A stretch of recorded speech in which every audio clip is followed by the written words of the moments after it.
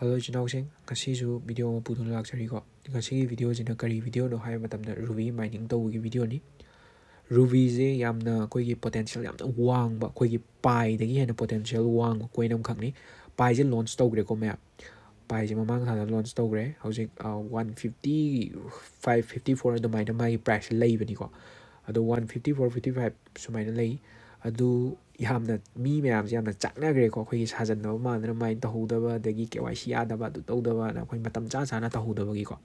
Ado na ai gi ngasi video sidi mai tawgi video idoni aduga mayam na join koi join link ai makha da hapcharamge joining link to aduda dum changa ga download tawbiro ko mayam. Aduga hojik Rubi je changa ji aduga kamai tawraga mai tawge haiba do mayam yeng minare ko. Mayam taklage. Maze mine tawje sida koi thokle bug leba male ko zero na thokle ai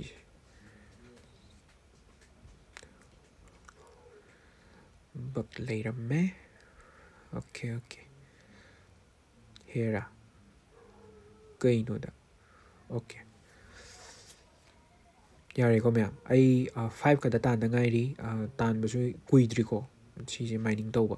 adudo sumain layerni aduga sida jump ai toira sida ma thoklei sida sida nammaga ni ko mine tawdoi je mayam aduduga mayam da ina haigadabdi register taw giba loira matungda koi login tawra kanda koi gi art mining India mining art wood adu fire adu da khara leibani koi India da available oiramgani ko India available oiramdre khalaje ba koi ahanba login tawra matung ahanba mine tawbasida atopa dum khanbiu tawbadabu India available oiragadi India khanbiu ko adu mahai aduduga khangda khotaba yawbudu dum comment dum haibiramo adu si mine tawbaje koigi 24 hour oidoi magi pungjing je ko 24 hour gi mining ni amuk mine tawgibuna normal lerego mine tawgadamne ko adum notification on tawra dum thambiro ko adum notification dum lakpani adum khangne ba aduda adugum changa mine je nungti dum laptop dum tawbiro ko aduduga sije koi wallet sabagi video ma wallet create tawi video mai tongana semjarake mayamda ai already create tawraga thamgre ado KYC gi video ai semjarake ko KYC je 30 days lerega ma KYC tawgadabane 30 days lerega KYC tawgadabane aduduna ai KYC gi video tongana semjarake aduduga si haidoba leitre ama alhori mayam khoigi mayam da friending da mayam na invite tawge hairagadi friending da invite tawai kana bajina kari no hai matamda ai na invite tawre khalaje ai gi mana pamda ai na 10% ai mining speed 10% hekalakani magi mining speed 10% hekalakani punna kana mina doine bako aduna invite tawninga si invite friends da changbiro adum invitation code semo na tholakani invitation code to sembiro aduduga share dum tawbigro ko aduduga mayam adum adi punna dum mine tahoraji si opportunity jin mayam golden opportunity ni ko aduga link to ngasai joining link to ahuda swaigre ai makha da piramge changa dum download tawsanbiro aduduga mine tawba hobiro ko ngasi dum ai video je dum yengbaga mine tawdaba mi oiragadi tawba dum hobiro yam arem paisa ni dana sidi tasengna haibada lemna phangum paisa neba aduduna mine sat tahuraji ko aduga mayam KYC gi si personal jida changani verification si changaga